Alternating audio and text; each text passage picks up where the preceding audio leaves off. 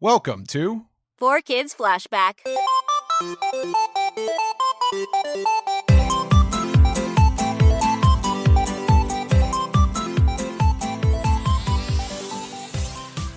Hey, Steve. Hey, Tara. Hi, guys. Welcome back to 4Kids Flashback. I'm Tara Sands, joined by my lovely and talented co-host. Oh, you're talking about me. Oh, yes, but you know what, Steve? Your Zoom video isn't on, so I'm just assuming you're lovely and talented. Yeah. There he is. It has nothing to do with my charming good looks and lack of hair.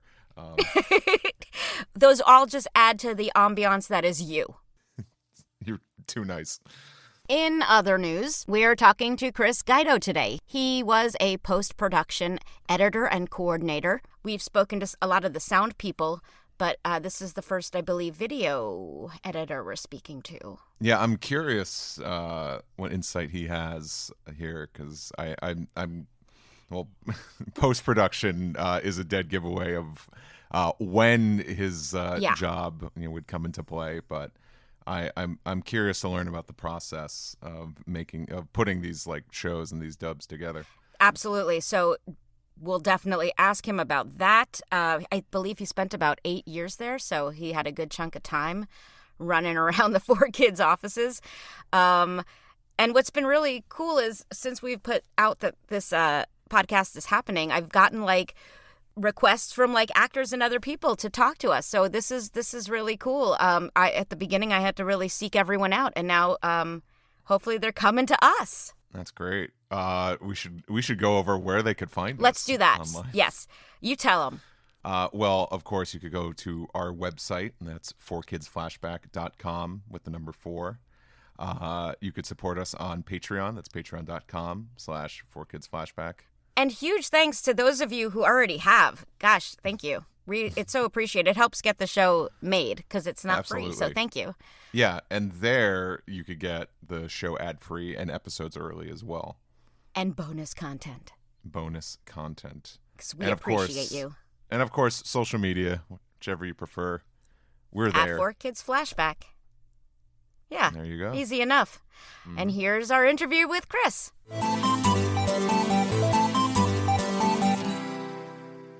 We are joined today by Chris Guido, who worked on the post-production side of the TV and movies at 4Kids. Welcome to 4Kids Flashback, Chris Guido. So, Chris, which years were you actually at 4Kids? I believe it was 99, I think spring of 99, right after I graduated from NYU.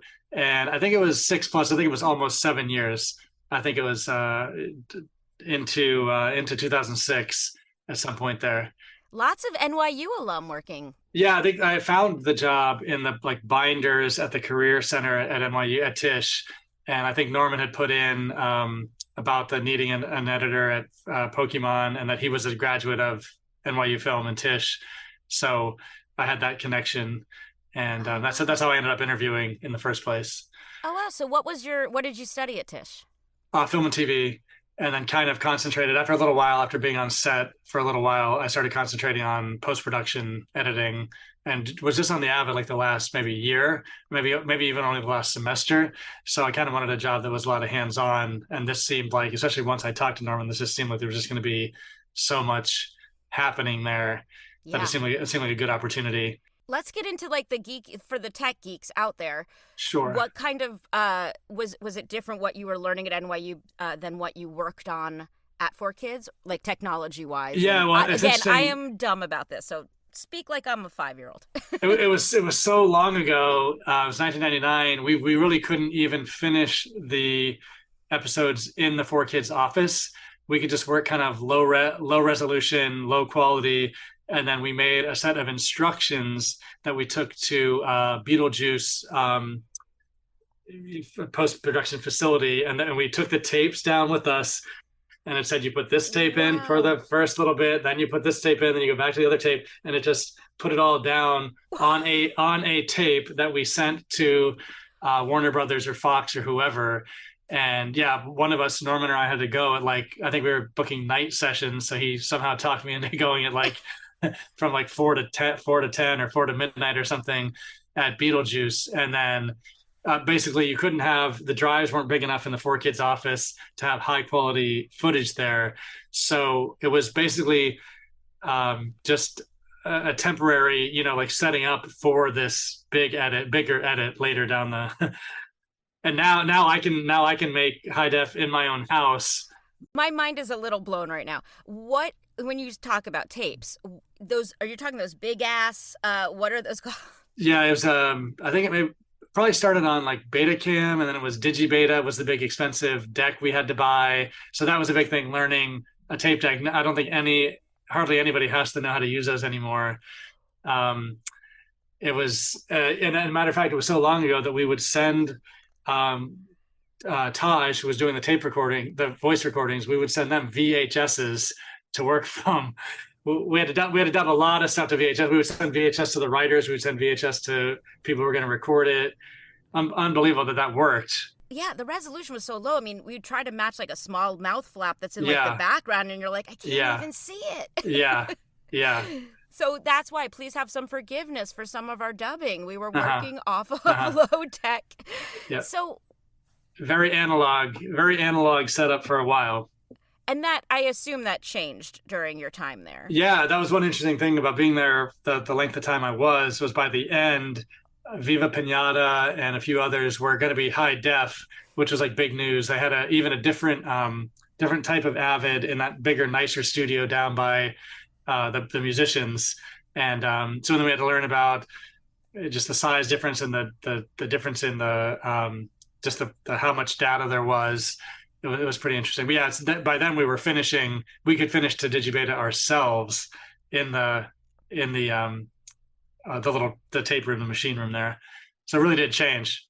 Were you using Beetlejuice post-production for anything at that point, or was it? They might have done that. They might have done the rotoscoping, but then we had the really good, like Ryan Kelly and Robert Bruce were doing it by then. They had the graphics department, so they might have added the biggest stuff. I bet it was all in house by that point. So the graphics department was the one handling the rotoscoping. Yeah, by the end, yeah. Oh, that's interesting. I didn't realize that. Okay. Because it really jumped up. You might remember, like when they bought the Fox box, it really jumped up to how many people they needed there. Mm-hmm. So they built out the 5 Pro Tools rooms, and the graphics had their own bunch of people down there. Editors, there were like 5 of us editing. We found out that Sean Conrad built his own post-production audio thing at home, so it was really like an extra space. He built it to the same exact specs. Oh, that's smart. I mean, there was so much going on. It was mind-blowing. He could work from home earlier than when the rest of the world started working from home. Yeah. And yeah, he decked it out too. He pimped it out. He was that's cool.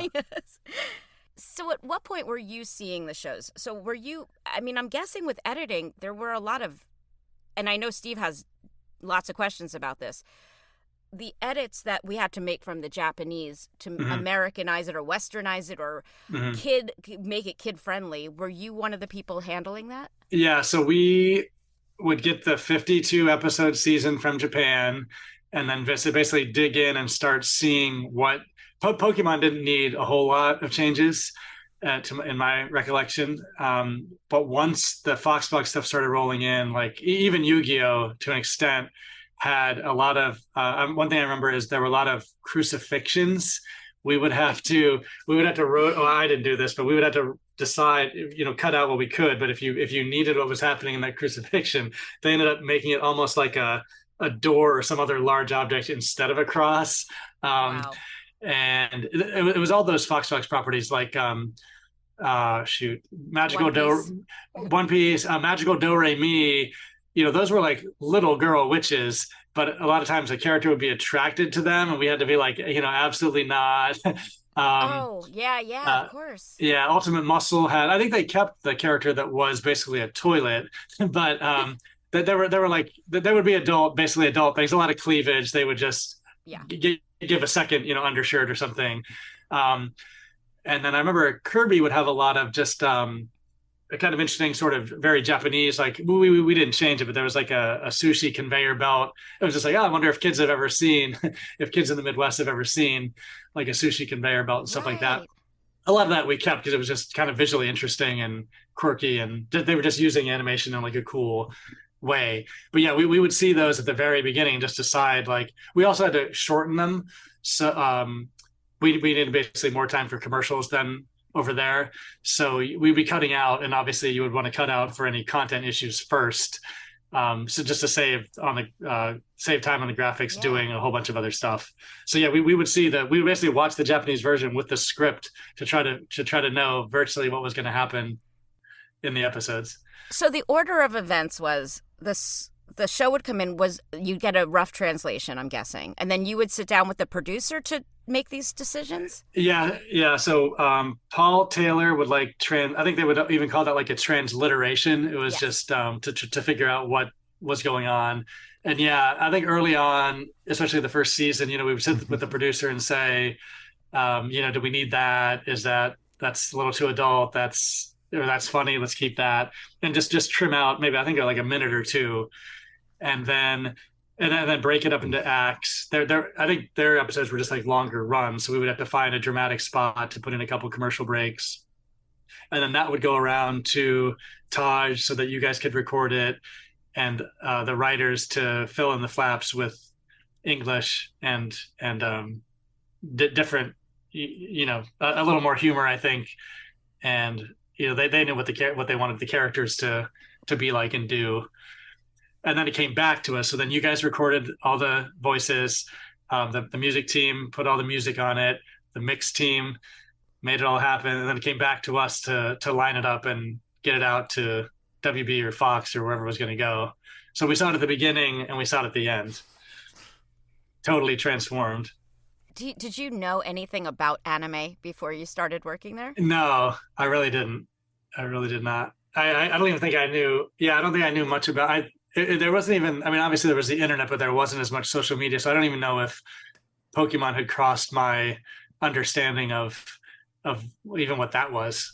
Right. You were too old to have been watching it. Yeah, I had been watching cartoons for a while, and there just wasn't this in your face, social media that you're just watching all the time. So I think I had maybe heard a little bit about this craze, because I think I knew that the cards were like, kids were really excited. And I think after I started there was a couple instances where kids were like stabbing each other over the cards. It's like, whoa. But yet we couldn't put that in the cartoon. But that's what was actually happening. That's how much people wanted those Pokemon. Yeah. Would you be able to recall like what percentage was like FCC regulations as opposed to like in-house decisions? Like, oh, we should. Yeah, I think most of it was our own choices. That's pretty clearly not going to fly. Mm-hmm. And like I said, Pokemon really wasn't too much of a problem. Yu-gi-Oh would occasionally have. I think all Pokemon really had was cleavage, if I recall. And then Yu-gi-Oh got a little darker and more violent. And then, like I said, once they needed just so many properties in the Fox box, like Ultimate Muscle needed a lot. They had a lot of crucifixions. And just like I said, I think, believe it or not, Winx, which was like teenage girls, didn't have as much of them being attractive to other people as Magical Do-Re-Mi had them being like real fired up about the look of these little girls. That's so disturbing. That's anime. That all came out. Yeah. Much more adult. We were, as much as we were westernizing it, we were, like kidifying it as well. And I'm sure it went to a legal department, but I think we were generally ahead of the game where we weren't really. I don't think there were too many times we were pushing the envelope where legal was coming back saying, "How about you also get rid of that?" I think we nipped most of it in the bud early, if I recall correctly. I would say less than 10% was us reacting to an outside legal pressure or anything like that. Would you say like at 4Kids, did you over edit like a bunch of things? It's possible. It's possible. Yeah. If you're a teen or 20 something anime fan, yeah, I'm sure you felt that it was over censored to the point of. I didn't mean almost the way. So it's like we don't want to hear anything coming back, whether it's. I don't doubt it. I don't doubt it. Yeah, you're trying to have this brand be, I don't think it was ever the Disney heights, but you want, as wide a universal product as you can. So I don't think they were towing the line of. I don't even think they were really selling it as anime. They were just saying these are kids' cartoons. Yeah. Mm-hmm. I'm glad you mentioned that you kept something like the sushi in. Right. Were there a lot of discussions like, oh, let's keep this because it could maybe show them something different and new? Probably, yeah. I think besides just saving time, that there was, I think a little bit of quirkiness. I don't think was any kind of a problem. Like, I think it was just, I'll never forget that there was a talking toilet in Ultimate Muscle. It just obviously that's not different for American fans, but yeah, I think there was something to be said for when it was just a little visually odd or different than what you see on the other stations or anything like that. What were the timelines like there for you guys? Were they intense or? Yeah, it was pretty tight turnarounds because it was Pokemon and Yu-gi-Oh definitely were 52 episodes, so they were basically trying to have almost like a no rerun situation where just one a week forever, and if you got ahead, then you would just go on to something else. So yeah, it was. We would get them out in batches to Taj and the writers, and then I think it obviously took you guys just longer to have so many different actors and the musicians and the graphic people. So we would put them out in batches and then get them back, and just weekly be jamming out. I think multiple episodes per week. We were just telling WB and Fox, like, here you are. They wanted us ahead, but we were giving them like, here's the next month or two of episodes to be ready to go. I can't believe how many episodes shows had back then. Yeah. And I think occasionally we'd throw one out, like obviously the Pokemon that caused seizures the epilepsy episode. That was in a locked drawer somewhere that would never be digitized. That would never be digitized into the Avid or produced in any way. It's interesting. I can't remember of too many others where we just said we're not going to use that, because I think the intention always was that you would be seeing a fresh show every week. You wouldn't be tuning in for a rerun and then just changing channels. So it was just a heap of episodes for years. When you had to make edits because of commercials, like because the show was just too long, what tended to get cut? Was it like just a scene with very little dialogue and just a view, or Yeah. If we felt it was repetitive, if they were going to the same joke over and over again, or otherwise just two characters stationary talking would be the one that would most likely come out. And then for the commercial breaks, it was just when it was just any big reaction, it was a nice place to like dun dun dun, and then you come back to the same, this Pokemon's doing that thing which surprised the trainer type of thing. So you could find that pretty easy, and it was just a matter of nipping and tucking to keep it moving for the target audience. There's one edit I always tend to think of that was throughout all the series is a lot of signage, like a lot of use of English is removed in a lot of these anime, and we've heard some answers about that, but I'm curious what your answer to that was, like why. I think I was just rewatching some Ultimate Muscle, and there's a sign at a ranch, and it's just the English is completely erased. I'm just curious what. So it's just a blank sign with no real information. Yeah, there'd be a blank sign, or it would replace it with just like an image. It would just be like, here's an image of a saddle. It's like a lot of text on books, and not just Japanese. English is removed in a lot of these shows, and I'm curious what the reasoning behind was. Yes. Well, besides making the 52 episodes for broadcast in the United States, we were also packaging them up and selling international masters, which we basically didn't want any hassle. We wanted to make that as easy as possible for the next countries to dub or broadcast. So basically, I think those signs and text are just supposed to be as universal as possible. They didn't want to force the other countries to also rotoscope. They're basically selling as ready to go a product as possible. So the audio track was just the music and sound effects, and all they would have to do is dub the voices over top of that to an extent. And then that makes so much sense now. The visuals were just supposed to be as down the middle as possible. basically all they had to do was record in their language and put it on the air. So I think Brian Lacey was probably selling that as turnkey as possible.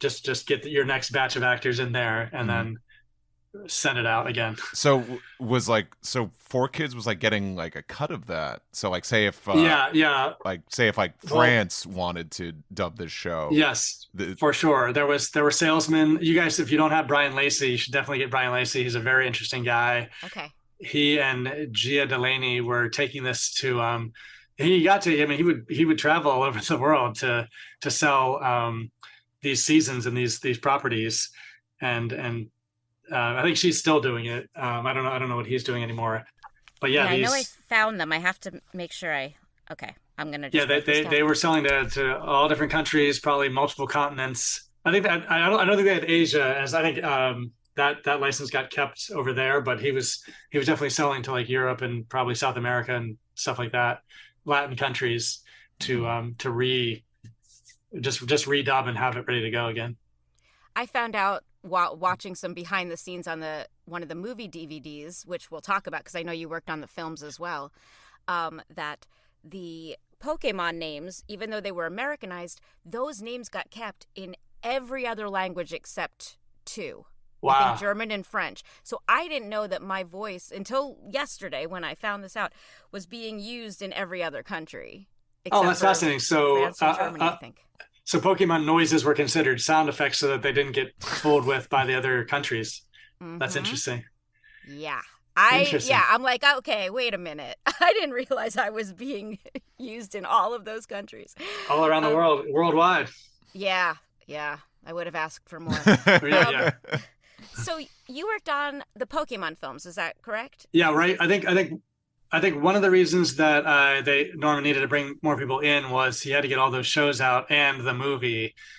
And it was interesting to see the movie. We didn't really, because as I was telling you, we didn't have the tech to make the show in-house. We didn't even know what to do with film. So the film had to go to these specialists. I think it was Technicolor or somewhere like that. But we would they sent the giant film cans that you see. We had those. We took them to another facility in New York, and they did digitize it, and then they could show us the sound mix they were doing and everything else they were doing. But that all had to happen out of house. And so basically, I was just kind of overseeing the fact that it was being overseen. Mm-hmm. This woman, Katya Milani, was really knew how to do all that. So we contracted with her, and she would take me down to all these meetings. You would go to see the audio mix with just the huge mixing board. And one thing I remember is the sound effects were so intense and it was so basically such a loud movie with so many sound effects that the mixers basically had to take breaks. They couldn't even do like 4 hours straight. Their days were kind of like they had to walk away, and there was no expectation of any longer than that. It was just like such a grueling. It was so hard on your ears to be making all those sounds and hearing them over and over and over. That was interesting to think about. And so then I think they kind of then figured out what to do for 2 and 3. I might have been there I definitely was there for the second one, but I feel like we did almost less. It was just kind of, we knew where to send it and they knew what to do. And then the Yu-Gi-Oh movie was really fun. It was really nice of them because I didn't do that much for the series or the movie, but they sent a ton of us out for the premiere in LA. The premiere was a single actor. The premiere was at the Chinese theater, and it was just fun. They sent us out for a fairly long time too, like a few days before and a few days after. It was a really nice gesture, I'm happy to hear that they did awesome. That. I mean, I'm bummed they didn't for us, but I am happy to. Whenever I hear that employees are treated well like that, I'm very happy to hear it. Yeah, I feel like it was like a different era at that time, those late '90s and early 2000s. That the staff would get a little Christmas bonus, and I had stock options. A lot of us had stock options. I don't know if that really happens now. 20 some years later, I don't think people are treated that nice. There were a few nice perks, and hanging out in LA for almost a week was one. On a show in a series, a property I did not do that much on.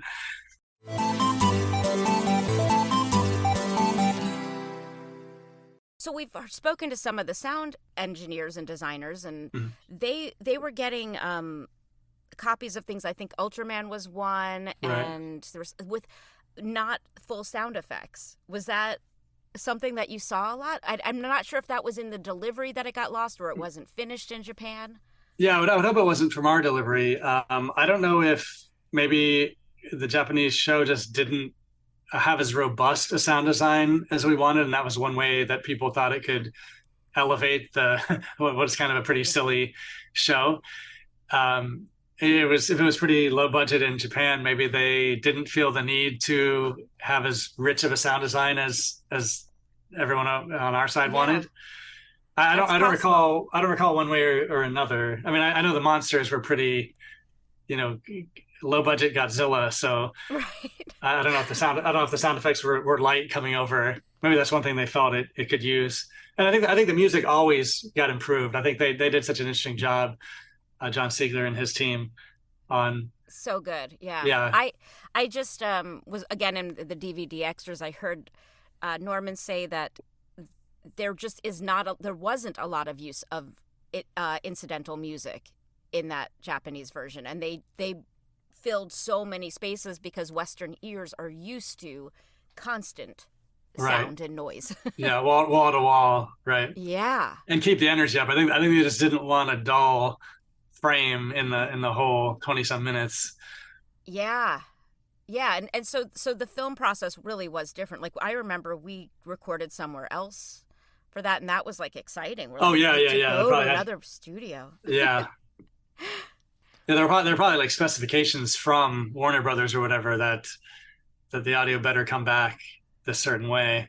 Well, also the lip flap, I assumed it was because I didn't realize all the technical restrictions, but I assumed it was because this would be on such a giant screen that the lip flap had to be more accurate. Yeah, larger than life. Yeah, it's probably true.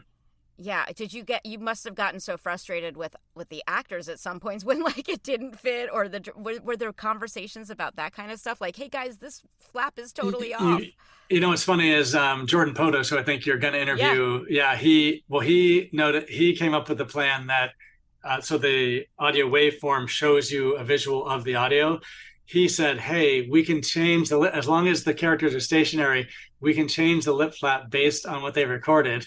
And he did improve and make the show better. But I was like, you're making more work for us now, Jordan. But he made it better. There were times when we would go back late in especially Yu-gi-Oh, we would go back and clean that up a little bit. So he was actually altering the lip flap. Yeah, because it's just fascinating. If nothing else changed, even if the background was changing, but the character was stationary, we could just mat out the mouth or the face. So he spearheaded that effort, and then we all started cleaning it up.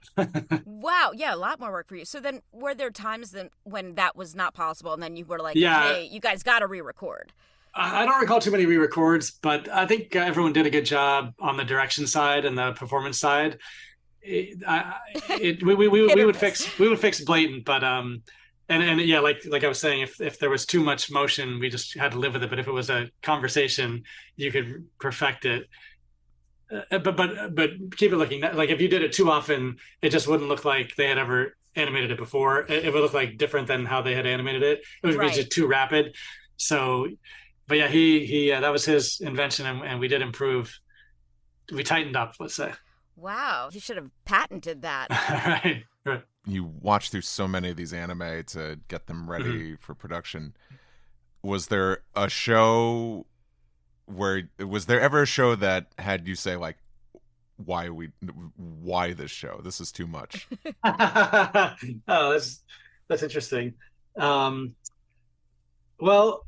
I mean, they were just more weird than bad. Fighting Foodons was something. I've heard it described as a fever dream, and I don't disagree. Yeah, that was where we just need, that just felt like, we need 6 or 8 to fill out the Fox box all the way till noon.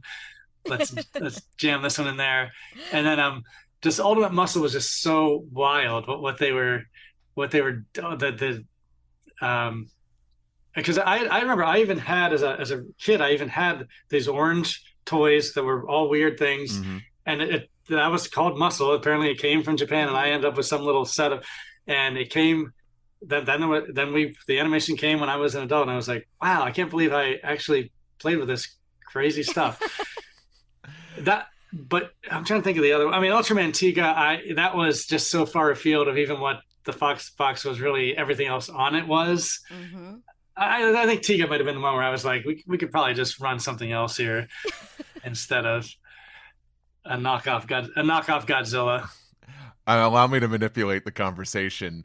Do you remember your reaction to watching through One Piece? Because I think out of all the shows that I worked on, that is truly the one that is most like hacked up in like on a in a constant altered. Sorry, one that is altered the most on a like episodic basis. Okay, yeah, I know that came with the hype of there were I don't know. I wasn't in these direct conversations, but that they knew they had like the biggest the biggest manga in the world. They knew how big it was, and it was like an exciting get. But then I could see how people would be kind of disappointed with the end modification, I guess. Yeah, I feel like that one did need a lot of FCC in advance cutting for content.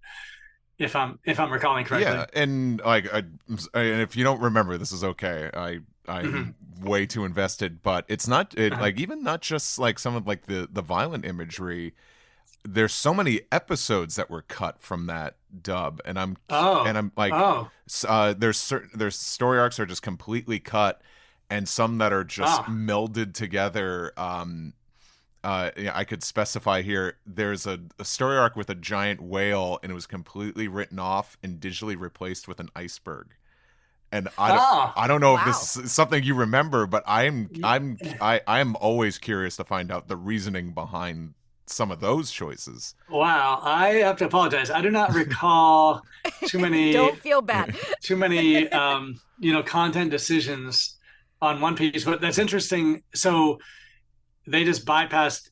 There were fewer episodes. Oh yeah, per season. Yes. That's interesting. I wonder if the Fox no longer required as much content. It's according to me, it's one of life's greatest mysteries. I'm curious, but yeah, like a huge chunk of episodes were removed. And for the listeners at home, I believe there's a One Piece flag behind this gentleman. Yes, let me turn the lights on a little bit more. Yeah. He knows more than maybe any other human about One Piece. Yeah, so, I've revisited the 4Kids version of it, and just my claim to fame on this podcast is being a pissed off teenager during this time. But now, like, I'm going back and watching, and I'm just like, I'm more enamored than anything else. I'm just like, why were some of these choices made? And like, you've answered some of them today, but like you just watch it in bemusement. Yeah. But as a teenager, you knew what was happening in the manga and on the anime, or yes, I will say, because it's odd. He was too old to be watching our version. I was outside the target audience, that's for sure. And I see. Much to the dismay of 4Kids, I think they probably had too many teenagers tuning in complaining. But I was a kid when Pokemon came out, and then I got into Yu-gi-Oh too, and then that's like the early 2000s was the start of a big anime and manga boom in the States. And I was reading series like Shaman King and One Piece, and I'm like, these are great. Okay.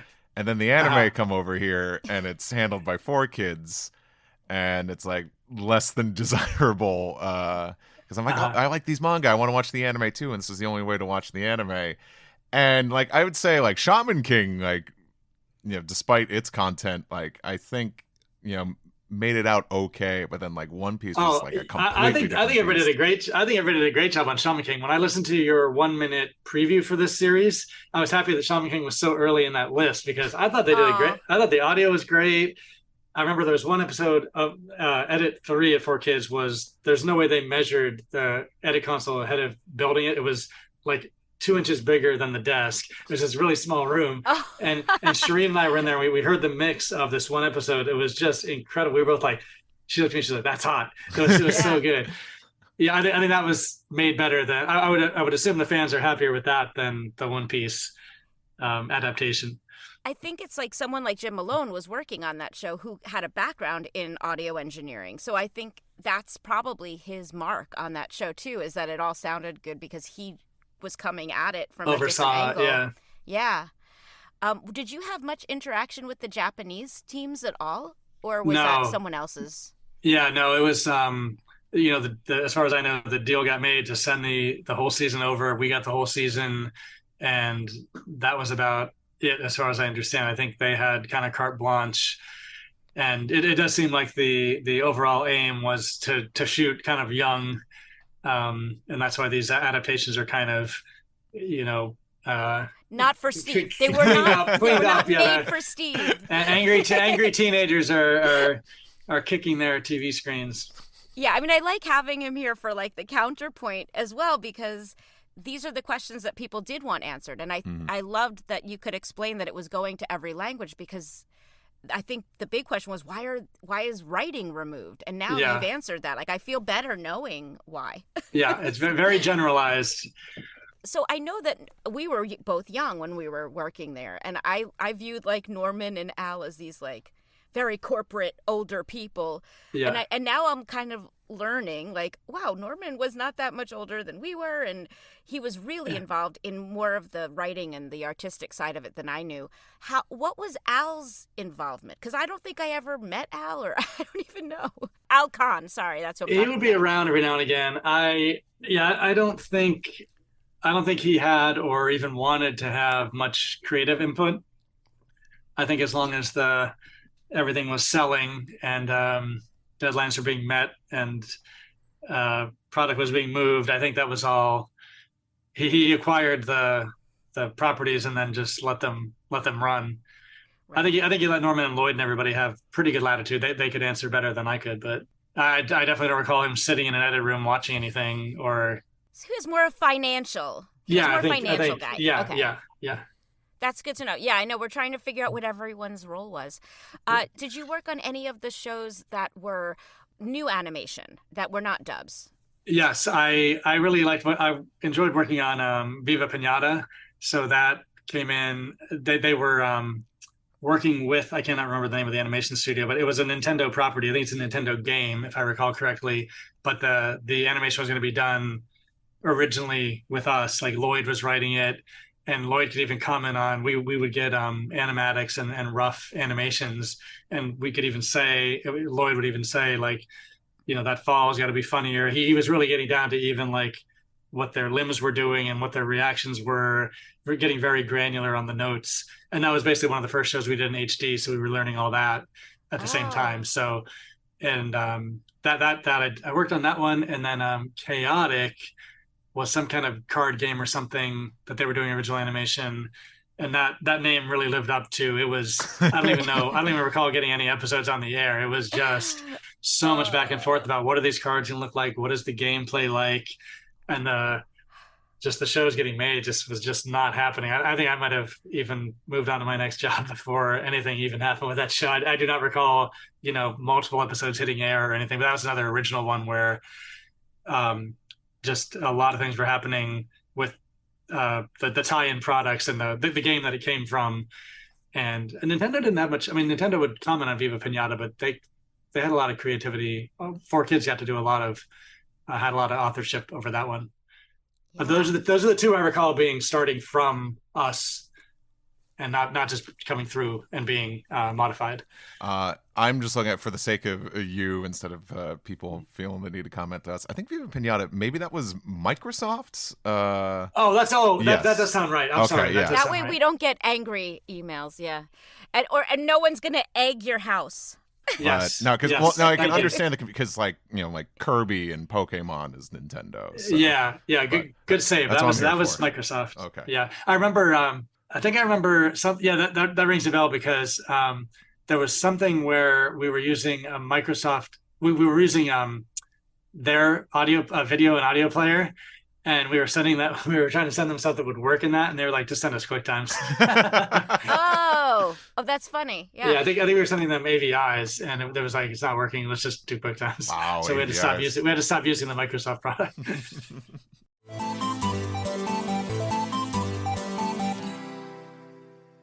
So once everything was in house, and then you could, didn't have to run to another post-production facility, did that really alter your timeline and return, or did Jordan's new version of making shows screw you up? Yeah, we just stayed. I just remember it as being just constant busyness. I mean, there was very little downtime. There was always something else to make. It just had, like I said, the seasons were just enormous, especially on. I think those originals were probably 26 or 13 or something, but those animes were 52, and probably back seasons. I think that they were airing their third and we were working on the second, so that you knew it was just going to keep coming. And the main thing that really made it busy was just the jumping to the Fox box of having, I think it was 8 to noon every day, every Saturday, to fill. There was just so many shows. So much content. To the point where we had, one thing I recall is that we had more needs for edit rooms than we had edit rooms. So they would end up where there was an 8 to 4 shift and a 4 to midnight, and then one that was closer to a normal, like 10 to 6. So Jordan and I would toggle between morning and night, which would I don't know why we put up with that, but it was the only good thing about the 4 to midnight was if you got your stuff done, you could just walk out at, I don't know, 9 or 10 or something. But right. Yeah, they were just checkerboarding. They were just hopscotching us in the rooms. Like, there was just constant work is all I can say. Even when we were doing it ourselves and finishing it ourselves, it was a lot. We spoke with Brenda, who did a lot of she scheduled scheduling. Yeah. Oh my gosh, that sounds like that could have been her whole job, just doing that, but she had 80 other jobs to do also. Were you involved in any of the credits on the show? Like, I know Jordan was involved with doing the credits. Because that's a little bit of a mystery to people, why like actors are not credited with certain roles. It's just like a list of actors or certain things. Like, people can't find out like who directed or wrote episodes or. Oh, that's interesting. I guess I recall like getting the sheet from some producer or somebody, and then you feed that into the credit roll in the app, and you just make sure it times out right. But I don't recall any orders or details about.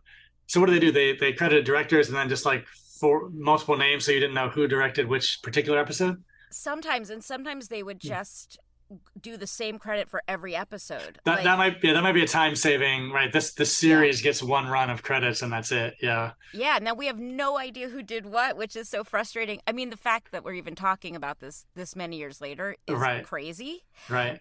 But people want to know. They're like, I get sent voice clips. They're like, did you do this character in this episode? I'm like, if I hear it, maybe I'll know. But but even finding out who produced which show like, I think your IMDb was probably incomplete. And again, it's an imperfect thing. But I want everyone to go update everything because we want to know. Yeah. That probably is a time-saving feature of just this. Everyone who worked on Kirby will be credited on Kirby under their title, and there's no specificity per episode. Would be my guess. Sometimes, like, they voice directed one episode, but they're on all 50. So yeah, we were saving time and money. Yeah, it was like we were cranking them out. So after you left 4Kids, you had this really, I would say, a really interesting resume by that point. What did you do afterwards? Yeah, so the next job I took was another staff one at Versus. It was a sports network that has now since been kind of taken by NBC Sports. But it was like they had Tour de France and cage fighting, NHL. They kind of had like, I guess like tough sports or whatever. So it was just for promos, so much shorter, still quick turnarounds, but just promoting all their shows and sports. So it's kind of a cool change of pace to just be taking this actual live footage. And the one thing about 4Kids, I just the shows did arrive 75% done, so I just wanted something where I had to create it from scratch. Yeah. And then they moved to Philadelphia 2 years into my time there. So they offered a severance. So I figured that was as good of a chance as any to go freelance. And for 15 years, I've been a freelance editor. So worked out, to my surprise, it's worked out pretty well. That's great. What kind of stuff do you work on? So now I still a fair amount of promos to keep the lights on. And then when I can, I've kind of 3 feature documentaries. One about elevators to space, one about teenagers in China studying to get accepted at like elite universities in Britain and US, which is actually kind of a funny documentary. And then the last one was for Shark Week. It was about a tragic fatal shark encounter off of Cape Cod. Cape Cod is like a hotspot for sharks now. So wow. These guys worked on it for like 3 years. They interviewed people for like 3 years after the death, and then it was kind of the community reaction to all that. So that just ran on Shark Week last summer. Oh wow! And back to cutting promos for the time being. But you really miss fighting foodons, right? I miss. Give me some Ultra Mantiga and some Ultimate Muscle. Do you ever get asked about can you blow people's minds by saying I worked on Pokemon or? Yeah, well, as you're saying, 20 years on, a neighbor kid up the street is going as Charizard for Halloween. So I get to tell him I worked on those. I'm trying to think how many years I did on Pokemon because then Denitsa took over. But yeah, probably like the first like season 2 through 5 or 6 of Pokemon was me editing it. Yeah. Yeah. So the reason I did this, a lot of the reason I did this podcast was because I get asked all these questions when I do convention appearances. Mm-hmm. And I say to them, there were so many wonderful people working behind the scenes that can answer these questions. And, I want you guys to get these answers. And also, they thank me for being part of these shows that were such a big part of their childhood. And I'm like, no, there's all these other people you should be thanking. So on their behalf, I just want to tell you how much the work you did impacted and affected these kids. If you think about your childhood and the shows you watched, they really they resonate and they stay with you. So I hope one day you get to hear all that stuff that I'm hearing. Yeah, occasionally people will slide into my LinkedIn and ask me questions like you get, like what happened in this one episode of Kirby, and you don't want to say I have no recollection. Yeah. But it's exciting that people are so excited, and I imagine now, I said this, I was actually on another podcast about my editing, and that host was also a childhood Pokemon fan. And I was saying, it's interesting to think that now those kids that were watching it then are the ones still, they have a little extra cash, and it means so much to them. They're still going out and getting these cards and the memorabilia and going to the conventions that you go to and everything like that. Yeah, right. They're just passing to the next generation. It's crazy. I've met grandparents, like 3 generations of families that have watched the show together, and it's crazy. Wow, 3 generations. Yeah, it's not. I meet grandparents that have tattoos of a Pokemon character. Yeah, it's pretty insane. I'm still waiting for when bands are named after Pokemon and a 4Kids characters. I don't know if there are any yet. Not any mainstream ones. Yeah, not big enough ones. Yeah, that'll be cool one day, I hope. Yeah, has to happen. Yeah, man. Well, thank you so much. This was enlightening, and I really appreciate you taking time to talk to us.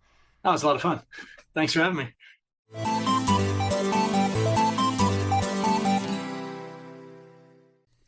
That was so interesting. Mm-hmm. Yeah. Very informative, which I'm always excited about learning more about the process of what went into making these shows. Not that I have a problem with any of the actors. I love hearing their stories, but But the behind the scenes is definitely interesting to me. And you guys don't deserve to have to answer for why this episode of Kirby was, changed this way or something like that. You right. Don't know. Well, if people just want answers, they're just going to ask the next closest person to it. So I'm just excited that I can hopefully now answer questions. Mm-hmm. But I still do want more attention. Attention must be paid to these behind the scenes folks. They really sound like they were working their asses off at this company. Yeah.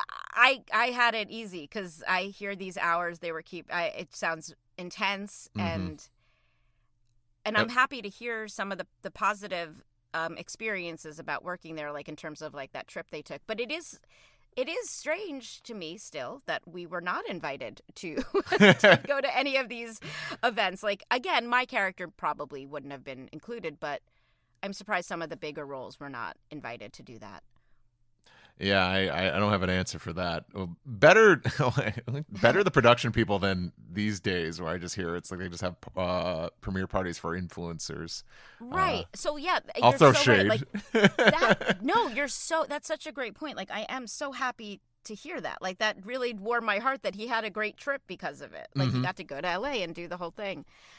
But definitely stories like that I would, love to share in the future. Those experiences more and more, whatever medium we decide to put those out in. But yeah, no, he was great. So thank you again to Chris Guido, and to all of you guys listening. If you want to hear these episodes early and ad-free and get bonus content, go to patreon.com/4Kids Flashback. And thank you to all the patrons who are already supporting us. We appreciate you. What else can they do, Steve? Well, you could visit us at our website, of course, 4kidsflashback.com with the number 4. Follow us on social media, whichever one you prefer. We are most certainly on there, just at 4Kids Flashback. We also have like a little online store too, if you want to support us. If you love the logo that Steve created for this podcast, you can buy it on things like T-shirts and mugs and hats and the like. If you just really like this podcast. Yeah, but if you love this podcast. We'd be honored. We'd appreciate it. Listen, for those of you who haven't skipped to the next episode yet, thank you for listening, and we'll see you next week, and we'll catch you next time. 4Kids Flashback is a production of Maji Media, hosted by Tara Sands and Steve Yurko. Producers are Zach Logan, Tara Sands, and Steve Yurko. For more information, go to 4kidsflashback.com. That is the number 4. And if you worked at 4Kids and have a story you want to share, please email us at 4kidsflashback@gmail.com. You can find us on social media at 4Kids Flashback, and to listen early and ad-free, head to patreon.com/4kidsflashback. For podcast merchandise, find links on our website and Linktree. As they say on every podcast, if you liked this show, please subscribe, rate, and review, and tell your friends, or 4. If you want to check out other Maji Media podcasts, go to maji.media. Thanks for listening.